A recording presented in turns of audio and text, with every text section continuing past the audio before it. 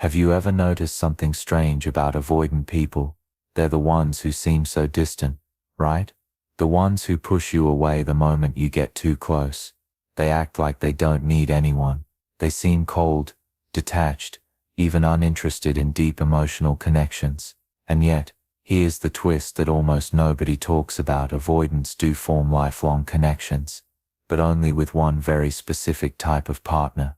Now, let that sink in for a second. The same people who are terrified of intimacy, who run from closeness, who build walls around their hearts, somehow, with one kind of partner, they open up in ways you would never expect. They stay, they commit, and they connect so deeply, it lasts a lifetime. So the real question is, what's different about this one partner? Why can't avoidants handle closeness with almost everyone? Yet when this kind of person shows up, everything changes. Most people believe avoidants are incapable of love, that they'll always sabotage relationships, that they're destined to run forever. But that belief is completely wrong. The truth is way more surprising. And if you've ever dealt with an avoidant, or maybe you are one yourself, you need to hear this. Because once you understand the why, it flips everything. You'll start to see avoidance in a completely new light. You'll understand the hidden reason they bond for life with only one kind of partner. And by the end of this video, you'll know exactly who that partner is, and why avoidants never ever let them go. So stay with me, because this is going to change the way you look at relationships forever. So before we go deeper, let's pause for a second, and really understand what exactly does it mean to be avoidant. An avoidant isn't some heartless person who just doesn't care about love. No. In fact, deep down, they want connection just as much as anyone else. The difference is, the moment things start to feel too close, too vulnerable, too emotionally intense, their system goes into panic mode. Think about it like this. Imagine someone is standing in the ocean. The waves of intimacy come rushing in, and instead of relaxing into the water, the avoidant feels like they're drowning. So what do? They run back to the shore. They create distance. They pull away, not because they don't feel, but because they feel too much and don't know how to handle it. Avoidants are the people who will text you all day when things are light and fun, but suddenly go quiet the moment you bring up commitment. They're the ones who say, "I just need space," right after an amazing weekend together. And if you've ever been with one, you know how confusing that is. One minute they seem deeply connected, the next, it's like they vanish into thin air. But here's the crucial part. Most people miss avoidants aren't broken. They're not incapable of love. They simply learned, usually from childhood, that closeness is unsafe. Maybe their needs weren't consistently met. Maybe they were rejected. Maybe vulnerability led to pain. So now, as adults, they protect themselves by staying just out of reach. That's why avoidants struggle with emotional expression. It's not that they don't have emotions. They have them powerfully. They just don't know how to share them without feeling exposed, without feeling trapped. And yet, despite all this, avoidants are not doomed. They can, and do, form deep, lifelong bonds, but only with the right kind of partner. A partner who knows how to create safety without pressure, connection without control. And that's the secret we're uncovering today. Because once you really get this, you'll see why avoidants push most people away, but hold on tightly, sometimes for life, to one rare type of person. Now here's where most people get it completely wrong. When you hear the word avoidant, what's the first thing that comes to mind? For most people it's something like, oh, they'll never commit. They'll never settle down. They're emotionally unavailable forever. And honestly, I get it. If you've ever been on the other side of an avoidant, it can feel exactly like that. They pull away. They shut down. They disappear just when you thought things were going well. It's easy to assume that's it. They're not capable of real love. But here's the truth. That belief is a myth. A dangerous one. Because avoidants do form deep, meaningful, lifelong bonds, just not with everyone. See, avoidants aren't empty inside. They're not broken machines that can't love. What they really are is cautious. protective. They've built walls so high that only a very particular kind of person can get through. And when that person does, when they finally feel safe enough to let those walls down, the connection is unlike anything you've ever seen. In fact, many avoidants are more loyal than people realize. Once they trust, once they know you won't smother them or abandon them, they can bond in ways that are incredibly deep and enduring. But here's the catch, and this is where it gets interesting. Not everyone has the ability to reach them. You can't just love harder or chase stronger and expect an avoidant to open up. That doesn't work. In fact, it often backfires. The more you push, the more they pull. So the big question becomes, what kind of partner breaks through those walls? Who is that rare person that avoidants don't just tolerate, but actually hold on to for life? Most people will never figure this out. They'll keep repeating the same cycle, thinking avoidants are hopeless. But if you know this secret, you suddenly unlock a whole new level of understanding, and maybe even a whole new level of connection in your own relationships. And in just a moment, I'm going to reveal exactly what type of partner has the power to do this. So keep watching, because this is the turning point. Here's where things get really fascinating. Avoidants don't connect with just anyone. You can be attractive, intelligent, caring, and still they'll pull away. You can give them everything, and yet it feels like nothing is ever enough. Why? Because avoidants aren't looking for more effort. They're waiting for something very specific. It's not about how much love you give. It's not about how hard you try. In fact, sometimes the harder you chase them, the further they run. And that's where most people get stuck. They think, if I just show them more love, they'll finally feel safe. But with avoidance, the opposite happens. Too much pressure, too much intensity, and they shut down.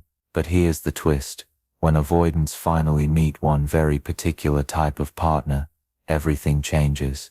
The walls start to crack, the fear begins to fade, and slowly, almost silently, they start to let someone in. Think about that for a second.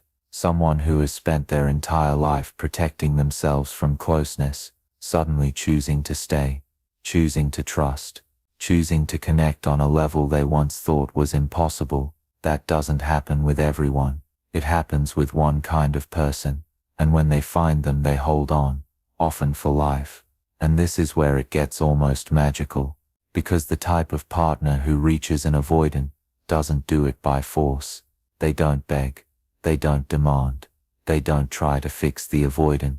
Instead, they show up in a way that feels different, safer, calmer, more stable, and that difference is what breaks through walls that no amount of chasing ever could. So the question you're probably asking is, what makes this partner so different? What quality do they have that nobody else does? Why do avoidants, people who push away almost everyone, suddenly cling to them with a loyalty that lasts a lifetime? That's exactly what we're about to uncover. And once you understand this, you'll never look at avoidance or relationships the same way again. So, who is this mysterious partner that avoidants bond with for life? It's not the loudest person in the room. It's not the one who overwhelms them with attention. It's not the one who tries to fix them. The partner avoidants fall deeply, almost permanently in love with, is the secure partner. Now, what makes a secure partner so different? It comes down to three powerful things. First, a secure partner respects space. Instead of panicking when the avoidant pulls back, they stay calm. They don't chase, they don't beg, they don't explode with, "Why are you ignoring me?" They understand that needing space doesn't mean rejection. For an avoidant, that calm acceptance feels like oxygen. Second, a secure partner doesn't pressure them. Avoidants hate being cornered. When someone pushes them into commitment before they're ready, their walls shoot up instantly. But with a secure partner, there's no pressure, no ultimatums. Instead, there's patience, and that patience slowly melts the fear that's been controlling the avoidant for years. And third, a secure partner creates a safe emotional environment. They're consistent. They don't play games. They don't send mixed signals. They show up with steady energy that says, "I'm not going anywhere. You can trust this. For an avoidant, who has spent their entire life preparing for abandonment, that kind of consistency is life-changing. This combination of space, patience and safety is exactly what breaks through the avoidance walls. And once those walls come down, something incredible happens. The avoidant doesn't just open up a little, they attach deeply. And because it took so much for them to trust in the first place, they hold on with a loyalty and intensity that often lasts a lifetime. This is why avoidants, who seem so untouchable with everyone else, become deeply bonded with this one type of partner. And if you've ever been with an avoidant, or if you are one, this is the key you've been looking for. But now comes the bigger question: why does this work psychologically? What's happening inside the avoidant's mind that makes this specific partner so powerful? That's what we'll uncover next. So why does this work? Why do avoidants, people who spend so much of their life running from closeness, suddenly stay when they meet a secure partner? The answer lies in a powerful psychological truth. Avoidants need two things at the same time: freedom and acceptance. Think about that for a moment. Most people try to give love by leaning in closer. They call more. They push harder. They ask for reassurance. But for avoidants, that feels like being trapped. Their nervous system reads it as danger, and their first instinct is to escape. But here's the twist. If you give them too much space, if you act cold or detached, they don't feel safe either. Deep down they want love. But they want love without losing their independence. That's the paradox of the avoidant. A secure partner solves this paradox. How? By offering both freedom and acceptance. They say, in their actions more than words, you can take space when you need it, and I'll still be here when you're ready to come back. That simple dynamic rewires the avoidant's entire experience of intimacy. Let me give you a quick story. Imagine an avoidant man named Alex. In past relationships, every time he pulled back, his partners panicked. They'd call non-stop, send angry texts, or demand explanations. And every time Alex felt suffocated, he'd run, convinced love meant losing himself. Then Alex met Sarah. She was different. When Alex needed space, Sarah didn't chase. She calmly said, "That's okay. Take your time." And when he came back, she welcomed him without punishment, without guilt trips. Slowly, Alex realized he wasn't being trapped. He was being trusted. And that trust allowed him to do something he'd never done before: stay close. This is the psychology of why secure partners are so magnetic to avoidants. They meet the avoidant's deepest need, to be free and loved at the same time. And when that need is finally met, avoidants don't just relax, they open up, sometimes for the very first time. And this leads us to something even more practical. If you're with an avoidant, how do you know if you're being that kind of partner? Let's talk about the real signs and tips you can use in your own relationship. Alright, so now that you understand why avoidants open up to secure partners, let's get practical. How do you know if you or your partner have the qualities that make an avoidant feel safe enough to connect for life? There are 3 big signs. Sign number 1, you don't push too hard. When an avoidant pulls back, most people panic. They text more, call more, try to drag the avoidant back into closeness. But if you're the right kind of partner, you don't chase. You give them space without taking it personally. You trust that distance doesn't mean disinterest. That calmness is exactly what tells the avoidant it's safe to come back when you're ready. Sign number 2, you stay consistent. Avoidants grew up expecting inconsistency. People showing up one moment and disappearing the next. So if you're steady, if your energy doesn't change depending on their mood, you instantly become different from everyone else in their past. Consistency is what melts fear. It's like saying, no matter what, I'm here. And for an avoidant, that's priceless. Sign number 3, you respect boundaries. This one's huge. When an avoidant says, I need space, you don't argue, guilt trip or corner them. You respect it. You honor it. because you understand that respecting boundaries builds trust, and with trust, the walls slowly come down. Now, here's the powerful thing. If you're doing these 3 things, chances are, you are that rare partner avoidants never want to let go of. You're the person who feels different, who feels safe, who feels like home. But let me ask you this. Do you think your partner has these qualities? Or do you recognize these traits in yourself? Drop your thoughts in the comments, because I'd love to hear your perspective. And as we wrap this up, let's bring everything together. What does this all really mean for avoidance, and for anyone in a relationship with them? Let's close this out with the one key insight you should never forget. So let's bring this all together. For avoidance, lifelong love isn't impossible. It's not that they can't connect. It's not that they're incapable of commitment. It's that they need the right kind of partner. Someone who values both independence and connection. Someone who says I love you enough to give you space, and I love you enough to still be here when you come back. That's the secret. And once that need is met, avoidants don't just stay. They attach deeply, fiercely, often for life. And maybe right now you're thinking about your own relationships. Maybe you've been with an avoidant and struggled to understand them. Or maybe you are avoidant yourself, and you finally realize why closeness has always felt so complicated.